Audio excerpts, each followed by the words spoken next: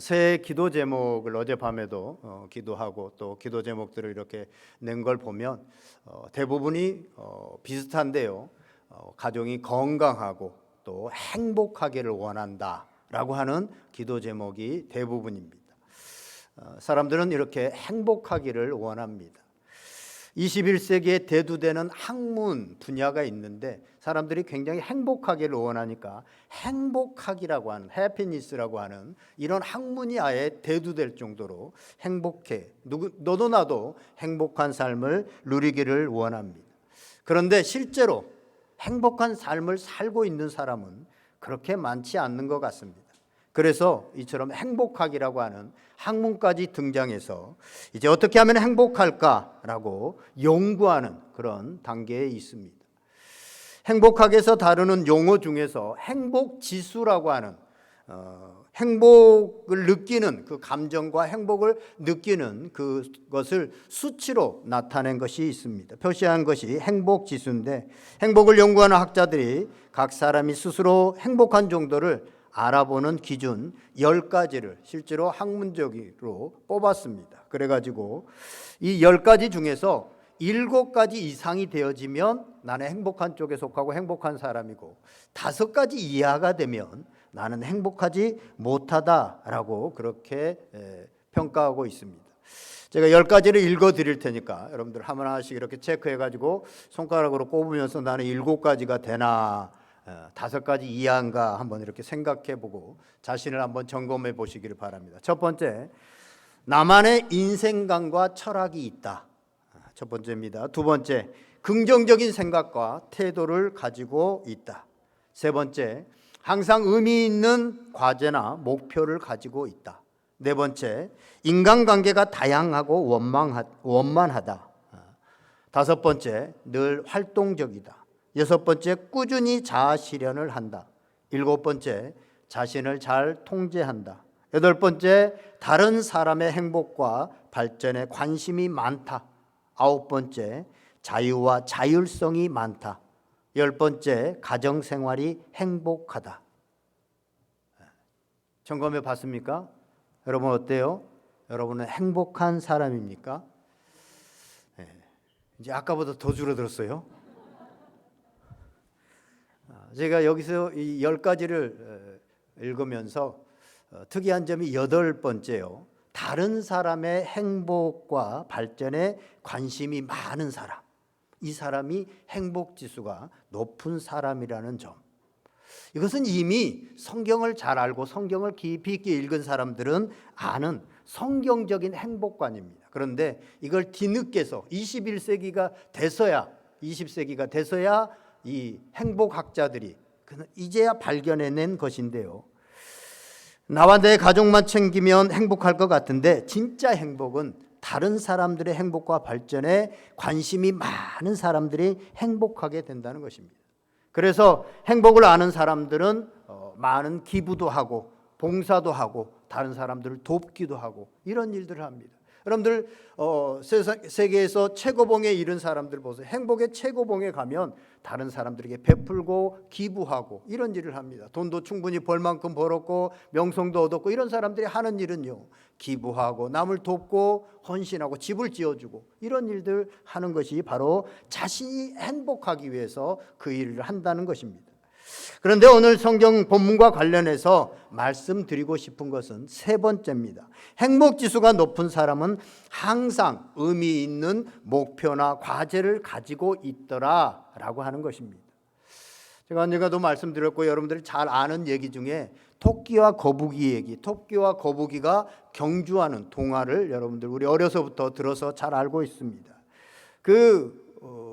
얘기의 결론은 뭡니까? 빠르고 능력이 있는 토끼가 아니라 느린 거북이가 이겼습니다.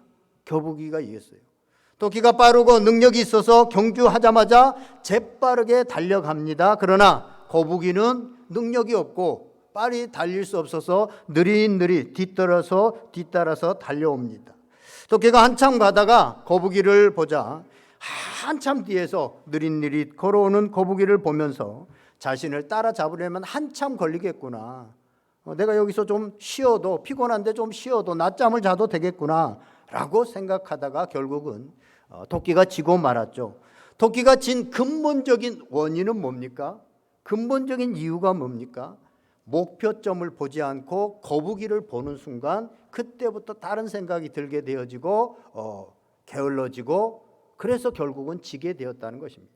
그가 거북이가 어디쯤 왔는지 한 번도 보지 않고 계속해서 목표점, 저기를 내가 가야 이기는 거야 라고 계속해서 목표점을 보고 있었다고 한다면 결코 낮잠을 자거나 쉬는 일이 없었을 것입니다. 저는 젊은 시절에 5대양 6대주를 항해하는 마도로스였습니다. 그런데 배가 화물을 싣거나 사람을 운송하기 위해서 목표하는 곳이 있어서 그곳을 향해서 열심히 나아가고 있으면 그 배는 항해한다라고 말을 합니다. 그런데 똑같은 배가 바다 위에 떠 있고 달리고 있어도 목표하는 것이 없이 오늘은 일로 갔다가 내일은 일로 갔다가 모레는 저쪽으로 갔다가 계속해서 열심히 달려도 그 배를 항해한다고 하지 않고 표류한다라고 말을 합니다. 우리 인생도 마찬가지입니다. 우리가 열심히 달린다고 해서 다 승리의 면류관을 받는 것은 아니라고 하는 사실입니다. 또한 열심히 산다고 해서 다 항해하는 인생은 아니라고 하는 사실입니다. 목표가 없이 열심히 달리기만 하면 그것은 항해하는 인생이 아니라 표류하는 인생이 될 수 있다고 하는 사실입니다.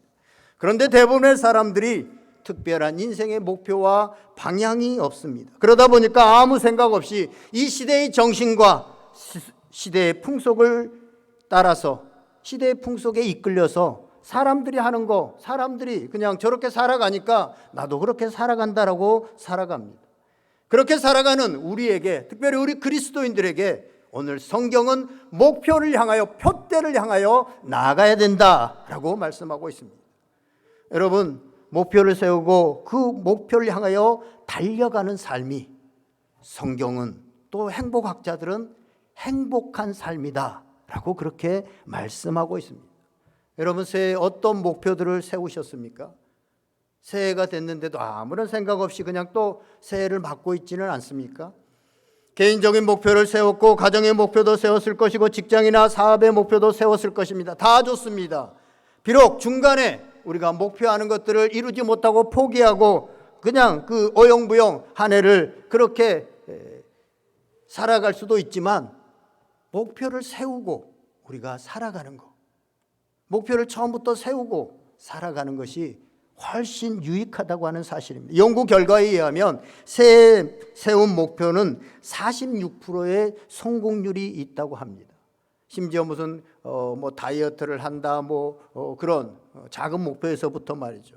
다른 시기에 결심한 것보다 10배가 더 높다라고 말합니다. 그래서 우리는 아무 생각 없이 새해를 맞이하지 말고 지금이라도, 오늘 첫날이잖아요, 우리가 목표를 세워야 된다고 하는 사실입니다. 그 목표 중에서 우리 그리스도인들은 하나님이 부르신 부름의 상을 생각하면서 우리가 나아가야 될 최종 목적지를 생각하면서 영적인 삶에 대한 목표를 세워야 된다고 하는 사실입니다. 그런데 그 영적인 목표는요, 여러분 혼자 세우는 것보다 여러분이 속해 있는 영적인 공동체인 교회와 함께 해야 됩니다. 왜냐하면 나 혼자 그냥 세워서 지켜나가면 쉽게 무너질 수 있습니다. 작심삼일이 될 수 있습니다. 그러나 내가 섬기는 교회와 함께 나가는 계획은 쉽게 무너지지 않습니다. 내가 무너져도 교회가 그 일을 계속해서 함께 해 나가기 때문에 다시 일어나서 또 달려갈 수 있고, 그래서 그 목적을 이룰 수 있다고 하는 사실입니다. 하나님께서 우리에게 영적인 공동체로 교회를 주셨습니다. 그래서 우리 그리스도인들은 교회의 삶이 행복해야 또 행복할 수 있는, 가정이 행복해야 행복해지는 것처럼 교회의 삶이 행복해야 우리의 삶이 행복해질 수 있습니다. 그래서 사실 내가 교회를 위해서 봉사하고 헌신하는 것 같지만 교회가 나를 지켜주고 보호해주고 인도해 주는 것이다. 우리 목표가 그렇습니다. 그래서 내가 속해 있는 교회의 목표와 함께 할 때 계속해서 목표를 향해서 나아갈 수 있고 우리의 삶도 참된 행복을 누릴 수 있게 되어진다고 하는 사실입니다. 여러분, 우리 온누리 교회 올해 표어가 뭡니까? 우리 다 같이 한번 앞에 붙여져 있습니다. 다 같이 한번 크게 외쳐보겠습니다. 시작. 한 번 더요. 시작. 성경을 보면 하나님께서 세우신 최초의 기관이 나옵니다. 그 기관이 뭡니까? 부부를 중심으로 한 가정 공동체입니다. 하나님께서는 아담이 혼자 사는 것이 좋지 못했기 때문에 부부를 만들고 그 사이에서 자녀를 낳게 해서 가족 공동체를 만듭니다. 가족 공동체는 기본적으로 혈연 공동체입니다. 피를 나눈 사람들을 가족이다라고 말을 합니다. 그런데 하나님께서 또 하나의 가족을 세웁니다. 그 가족의 이름을 교회다라고 말을 하고, 그 교회는 동일하게 혈연 공동체인데 영적으로 예수 그리스도의 피를 나눈 형제들이 모여 있는 곳이 바로 교회다라고 말을 하고 있습니다. 교회는 예수님의 보혈의 피로 새롭게 태어난 사람들의 모임입니다. 그래서 우리가 교회의 삶이 행복해야 돼. 교회가 또 하나의 가정인데, 이 교회의 가장 이상적인 모습, 행복한 모습이 초대교회에 나오게 되어집니다. 초대교회의 모습을 가장 잘 다루고 있는 것이 사도행전 2장 46절에서 47절입니다. 제가 한번 읽어드리겠습니다. 날마다 마음을 같이하여 성전에 모이기를 힘쓰고 집에서 떡을 떼며 기쁨과 순전한 마음으로 음식을 먹고 하나님을 찬미하며 또 온 백성에게 칭송을 받으니 주께서 구원받는 사람을 날마다 더하게 하시니라. 아멘. 이 모습이 예수님께서 하늘로 올라가시면서 이 땅에 당신의 피값으로 교회를 세우시고 그 교회가 온전하게 세워질 때 그 교회의 모습입니다. 여기서 아름다운 교회의 모형이 몇 가지가 나오는데, 그 모습은 가족의 모습, 가정의 모습과 너무나도 흡사합니다. 첫 번째는 뭡니까? 날마다 마음을 같이하여 모이기를 힘썼다라고 말을 합니다. 가족은 마음을 같이 해야 됩니다. 가족이 마음이 같지 않으면 그것은 온전한 가정, 행복한 가정이 되어지지 못합니다. 마음이 나르면 그것은 온전한 가정이라고 볼 수 없습니다. 교회도 마찬가지입니다. 교회도 마음을 같이 할 때 행복해지고, 그래야 모임이 또 더 모이려고 하고 행복해집니다. 마음을 같이 하기 위해서는 지난주에도 말씀드렸지만 우리가 오해보다는 이해를 하려고 합니다. 가정을 한번 생각해 보세요. 자식이 어떤 극악한 범죄를 저질렀다고 할지라도, 자녀가 극악한 범죄를 저질렀다고 할지라도 그 부모만큼은 우리 애는 이런 애가 아닙니다. 다른 사람들은 다 손가락질을 할지라도 우리 애는 그런 애가 아닙니다. 제가 잘못 길렀습니다. 이렇게 부모라고 한다면 그렇게 얘기를 하잖아요. 교회도 마찬가지입니다. 우리가 다 그리스도 안에서 한 형제면 자꾸 오해를 하려고 하기보다 이해를 하려고 하는, 그래야만 그것이 한 마음이 되어지고 따뜻한 공동체가 되어집니다. 또 교회의 모습은 집에서 떡을 떼며 음식을 먹고 하나님을 찬미했다라고 말하고 있습니다. 가족을 식구라고 그러죠. 식구, 먹을 식자, 입구자, 같은 한솥밥을 먹는 사람들이 식구입니다. 가족입니다. 마찬가지로 교회에서, 우리 교회는 참 지난 연도를 이렇게 생각해 보니까 또 어제 우리가 지난 연도에 발자취를 이렇게 돌아보니까 다른 교회들은 뭐 아직까지 코로나라고 그래서 식사도 하지, 아직까지도 안 하고 있는 그런 교회들도 많이 있더라고. 올해부터 이제 하겠다라고 하는 그런 교회도 많이 있는데, 우리 교회는 지난 봄부터 식사도 하고 뭐 함께 친교 모임도 얼마나 많이 갖고, 또 그대로 우리가 예배도 다 드릴 수 있고, 어제 우리 윷놀이까지, 어제 윷놀이를 하면서 한 해를 이 사랑하는 정말 영적인 가족들과 함께 우리가 함께 윷놀이를 하면서 한 해를 정리할 수 있는 거 얼마나 행복한가, 이런 생각들을 하면서 제가 카톡에 이렇게 좀 올렸습니다만, 어쨌든 우리 한 식구들은 음식을 함께 먹고 하나님을 찬미하는 이 일들이 일어났고, 이러한 것이 바로 가족의 모습이고 교회의 모습이어야 된다라는 것이죠.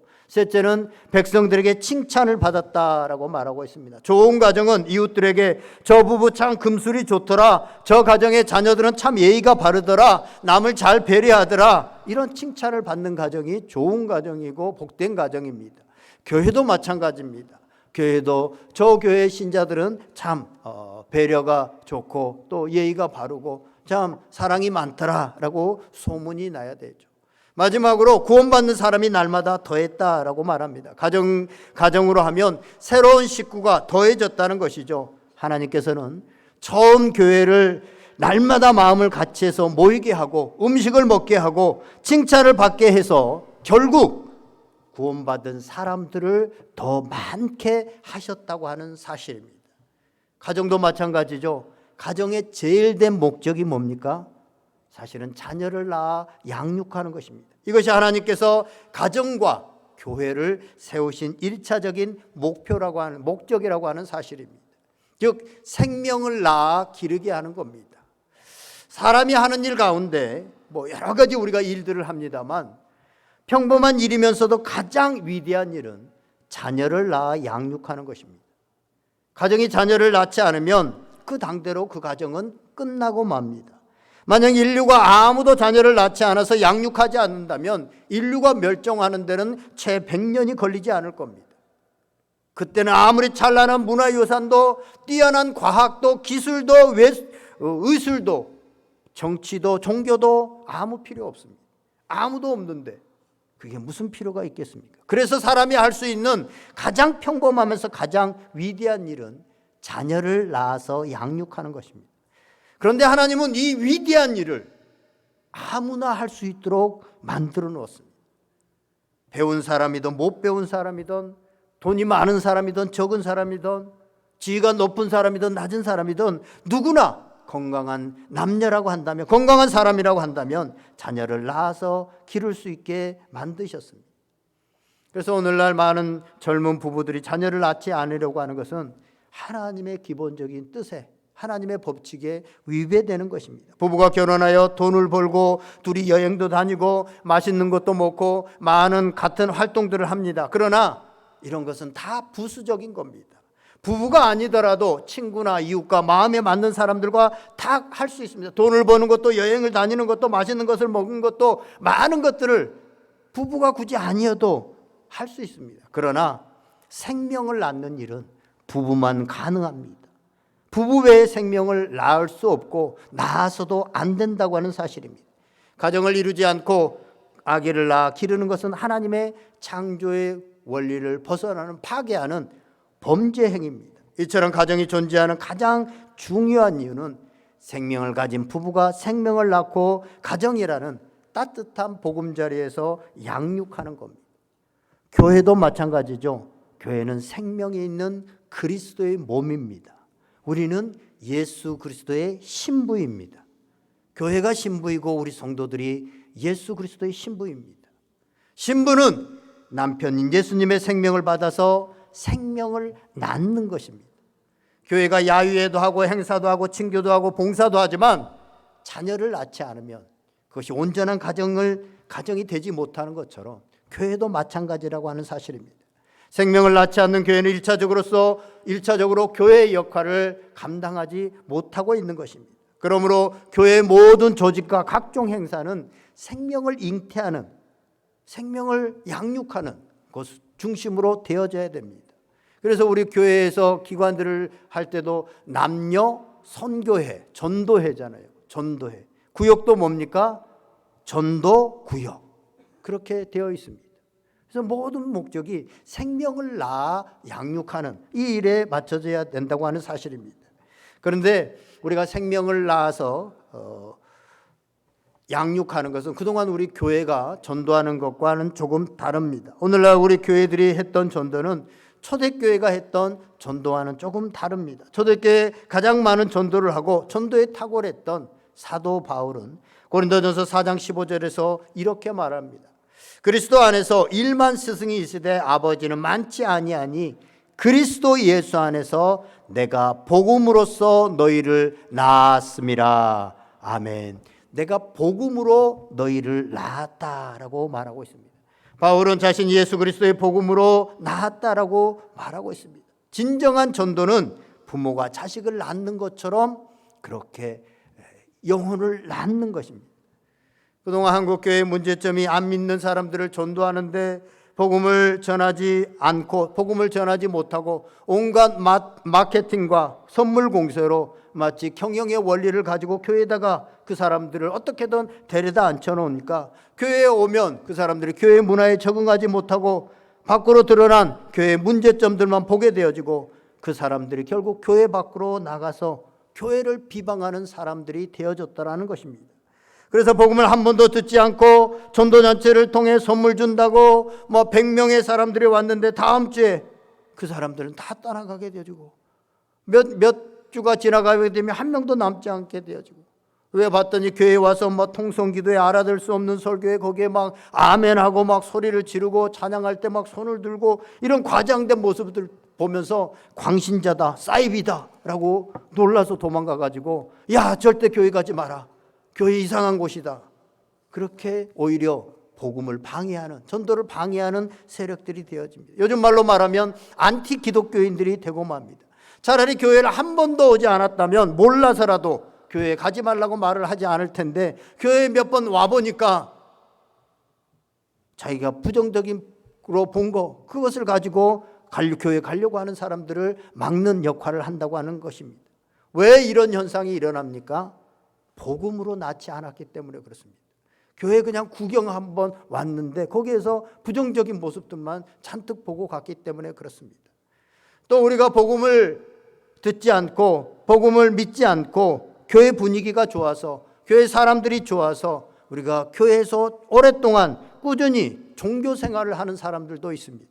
이러한 사람들이 교회 안에 있으면서 처음에는 가만히 있지만 이제 시간이 오래되고 연수가 오래되면서 집사가 되고 권사가 되고 장로가 됩니다. 그때 하나님 나라와 교회를 세우는 사람이 되기보다는 교회를 무너뜨리는 사람들이 됩니다. 그 속에 예수 그리스도의 생명이 없기 때문에 그 생명으로 살 수가 없는 겁니다. 그러다 보니까 나를 대우하지 않는다, 내 자존심을 상하게 한다, 성도들을 판단하고 비판하고 교회 공동체를 무너지게 하고 힘들게 합니다. 왜 이런 현상이 일어납니까? 그 속에 복음이 없기 때문에, 처음부터 복음으로 낳지 않았기 때문에 그렇습니다. 또 교회 생활을 잘 하다가 이단이나 사이비 집단이나 다른 종교로 옮겨가는 사람들이 있습니다. 왜 그렇습니까? 그것도 내 안에 확실한 복음이 없기 때문에, 복음으로 낳지 않았기 때문에 그렇다고 하는 사실입니다. 그 속에 생명이 있으면 다른 집단에 빠질 수 없습니다. 그러므로 우리는 철저하게 복음으로 낳아야 된다. 처음부터 복음으로 낳아야 된다는 것입니다. 어떻게 하면 그러면 복음으로 생명을 낳을 수 있을까요? 기본적으로 복음이라는 생명이 내 안에 있어야 합니다. 예수님은 복음입니다. 복음은 예수님입니다. 그러므로 내 안에 예수 그리스도가 있는지를 확인해 봐야 됩니다. 로마서 8장 9절을 보면 이런 말씀이 있습니다. 만일 너희 속에 하나님의 영이 거하시면 너희가 육신에 있지 아니하고 영에 있나니 누구든지 그리스도의 영이 없으면 그리스도의 사람이 아니라. 아멘. 우리 속에 그리스도의 영이 없으면 그리스도의 사람이 아니라고 하는 사실입니다. 그리스도의 사람이 아니고 그리스도의 생명이 우리 안에 없기 때문에 우리가 생명을 낳을 수도 없을 뿐만 아니라 우리가 그 생명으로 살아갈 수도 없고, 그래서 오히려 거치는 자가 되어진다라는 것을 성경은 말하고 있습니다. 우리 속에 예수 그리스도의 영이 있어야만 생명이 있습니다. 그리스도의 영이 없으면 생명이 없습니다. 그래서 내 속에 생명이 없으면 교회로 사람을 인도할 수는 있습니다. 밥을 사주고 어떻게 해서 행사를 할 때 한번 인도할 수는 있어도 절대로 복음으로 생명을 낳는 일은 할 수 없다고 하는 사실입니다. 그런데 성경은 전도가 뭐냐라고 했을 때 복음으로 생명을 낳는 것이다. 내 속에 예수 그리스도를 주인으로 삼은 복음으로 영적인 생명을 낳는 것이다 라고 그렇게 말씀하고 있습니다. 그래서 먼저 내 속에 예수 그리스도의 생명이 있는가를 우리는 확인해야 됩니다.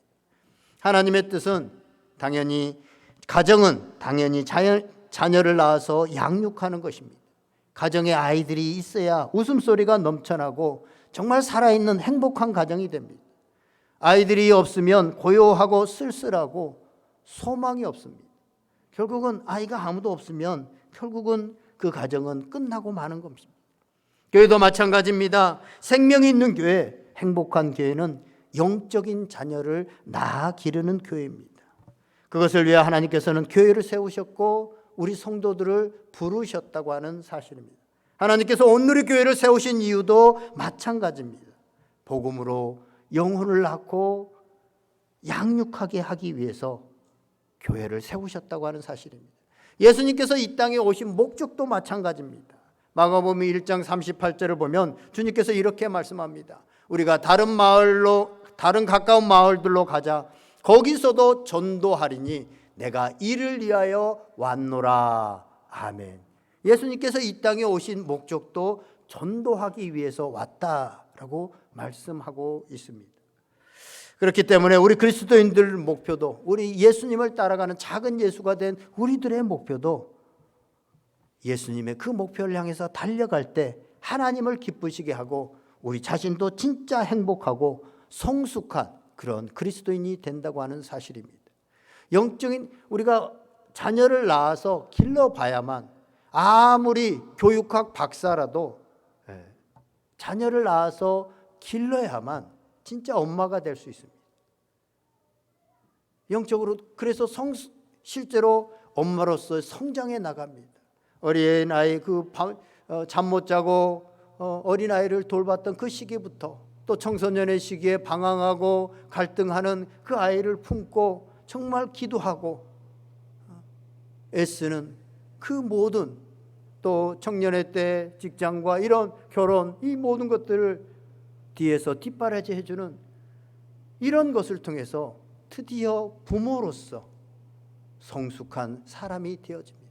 이 과정을 거치지 않으면 아무리 공부를 많이 해도 진짜 부모가 되지 못하는 것입니다. 영적인 원리도 똑같습니다. 우리가 영적으로 성숙하고 성장하지 않는 이유가 뭡니까? 영적인 자녀를 낳아서 길러본 적이 한 번도 없기 때문에, 그래서 그가 어떻게 하면 믿음 안에서 설 수 있을까 기도하고 애쓰고 내 안에 있는 복음을 전해주고 기다려주고 참아주고 이런 것이 없었기 때문에 성숙한 믿음으로 나아가지 못한다고 하는 사실입니다. 이제 말씀을 정리하려고 합니다. 사람이 사막이나 깊은 산속에서 길을 잃으면 열심히 걷고 길을 찾는데 결국은 대부분이 멀리 가지 못하고 그 있는 자리에서 빙빙 돌고 있어서 결국은 그 자리를 헤쳐나오지 못한다라고 하는 그런 결과가 있습니다. 목표와 방향이 없으면 우리는 열심히 살지만 다람쥐가 쳇바퀴를 돌듯이 제자리에서 빙빙 돌다가 끝나는 인생이 되고 마는 것입니다. 사랑하는 여러분, 우리의 신앙이 시들해졌습니까? 열정이 사라지고 감사와 기쁨이 넘치지 않게 되어졌습니까? 그렇다고 본다면 우리 속에 있는 이 복음, 생명, 예수 그리스도가 흘러가고 있는지를 살펴보아야 됩니다. 여러분, 물을 보면 세상의 철학자들이나 학문에서는 이 물에서 모든 생명이 기원됐다라고 하는데, 물은요 살아있는 생명이잖아요. 이 물이 그런데 흘러가지 않으면 썩습니다.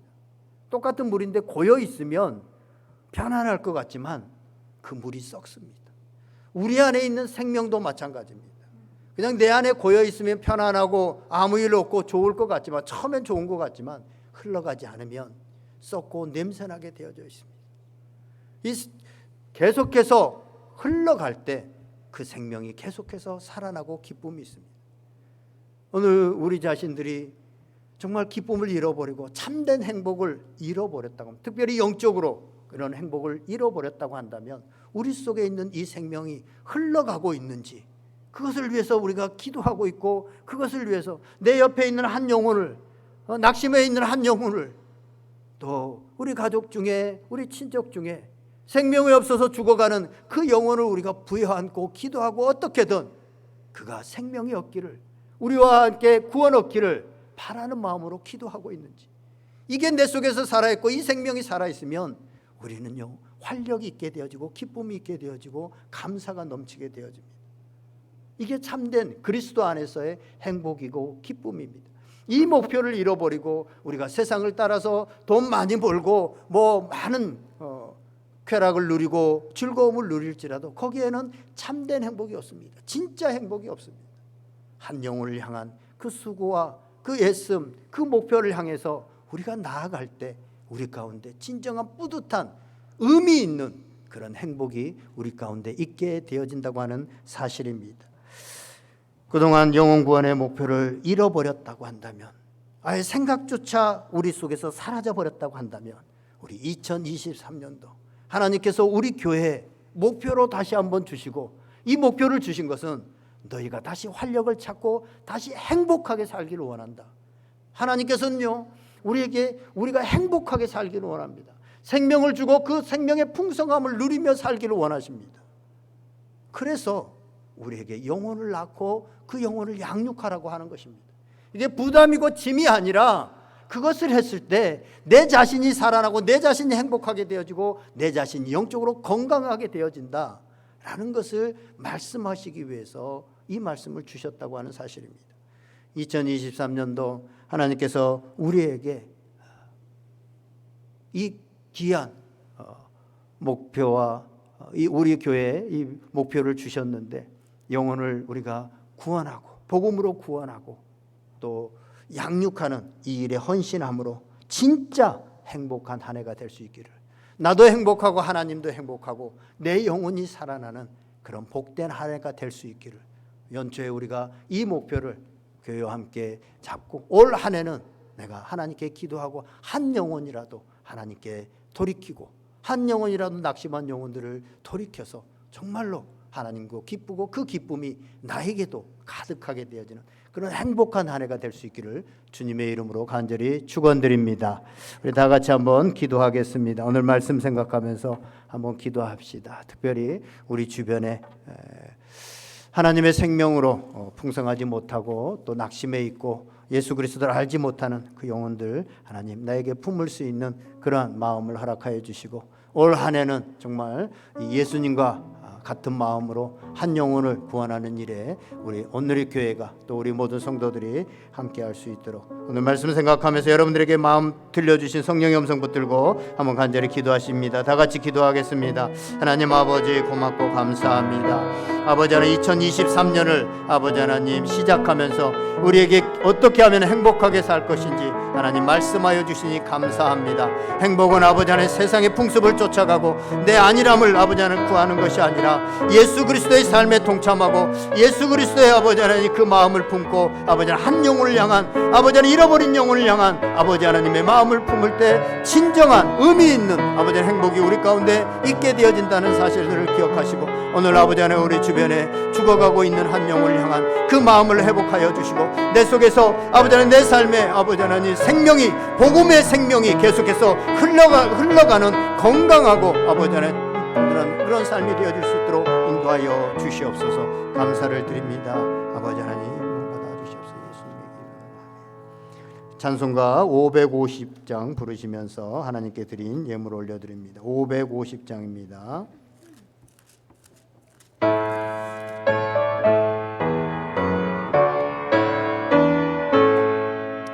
시온의 영광이 빛나는 아침, 어둡던 이 땅이 밝아오네.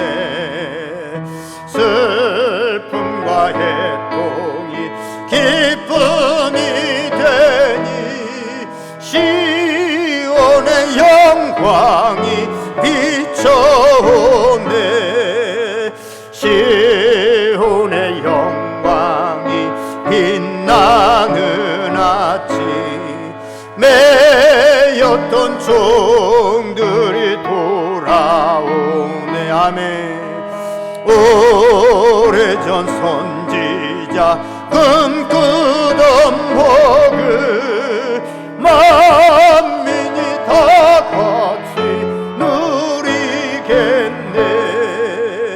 보아라 광야에 화초가 피고 말랐던 시냇물 흘러오네. 이 산과 저 산이 마주쳐 흘려 주의 순종을 찬송하네.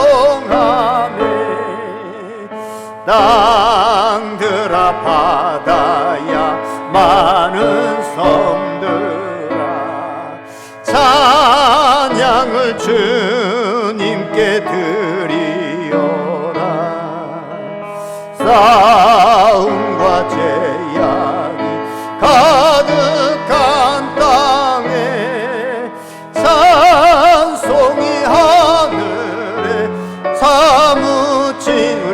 다시 한번 찬양합니다. 시온의 영광이 빛나는 아침, 어둡던 이 땅이 밝아오네.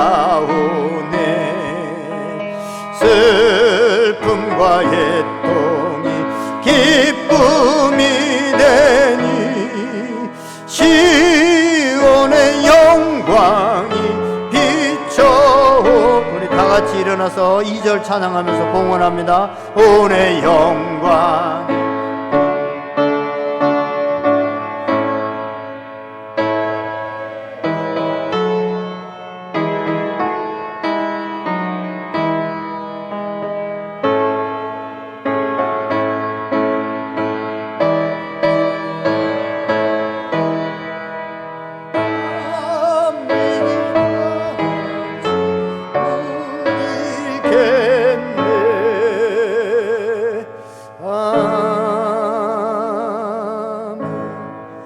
자리에 앉으시고 드린 예물 위해서 한번 기도하겠습니다. 오늘의 감사도 주님께서 허락하신 선물인 줄로 믿습니다. 감사로만 살게 하옵소서. 감사의 예물 드립니다. 감사의 예물 드립니다. 범사에 감사드립니다. 부족함에도 지난 한 해 베풀어 주신 은혜에 감사드립니다. 정말 감사합니다. 감사함을 드립니다. 신년 감사한금 여러분들이 드립니다. 찬양 감사한금으로 드립니다. 기도하겠습니다. 고맙고 감사하신 주님, 지난 한 해를 돌이켜볼 때 정말 감사하다고밖에 표현할 수 없습니다. 내가 힘들게 열심히 살아온 것 같지만 순간순간 돌아볼 때 한순간도 하나님의 손길이 없었던 적이 없고 하나님의 돌보심이 없었던 적이 없었습니다.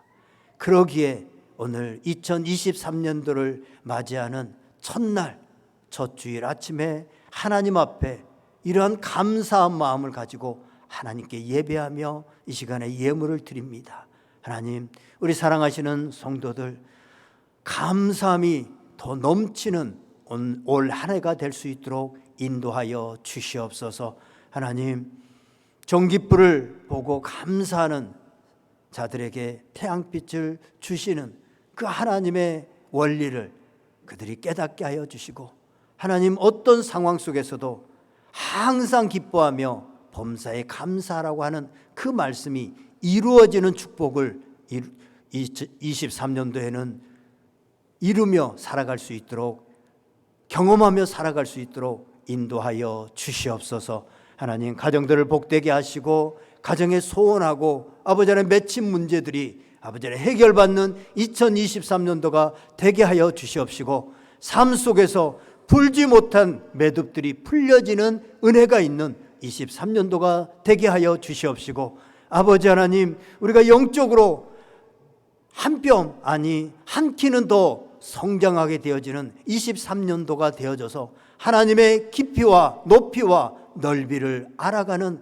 복된 성도들이 될 수 있도록 인도하여 주시옵소서. 그래서 참된 행복이 무엇인지, 참된 기쁨이 무엇인지 내면 깊은 곳에서 우러나오는 그 기쁨과 감사함이 2023년도 한 해 동안 저들의 삶을 덮으시고 저들의 삶에 가득하도록 인도하여 주시옵소서. 이 시간에 이러한 마음을 가지고 하나님께 예배드리며 또 예물을 드립니다. 하나님께서 드린 손길들 위해 30배, 60배, 100배로 채우시고 하나님 필요한 것으로 채우시되 풍성하게 채우시는 하나님의 손길을 경험하는 한 해가 될 수 있도록 인도하여 주시옵소서. 하나님, 사업을 하시는 분들에게 사업의 문들이 열려지고 확장되게 하여 주시옵시고, 직장에서도 진급되어지고 더 아버지 하나님 인정받는 은혜가 있게 하여 주시옵시고, 아버지 하나님 가정에서도 더 아버지 하나님 자녀들과 부부가 더 행복하고 화목하게 되어지는 아버지 하나님 일들이 있게 하여 주시옵시고,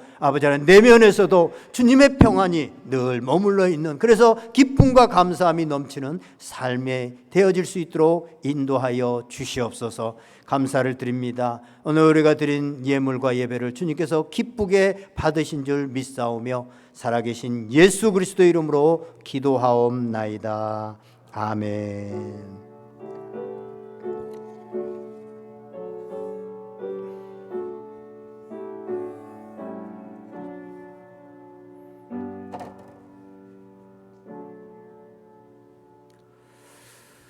네, 새해가 밝았습니다. 우리 첫날입니다. 우리 앞뒤 옆 사람들에게 새해 복 많이 받으시고 행복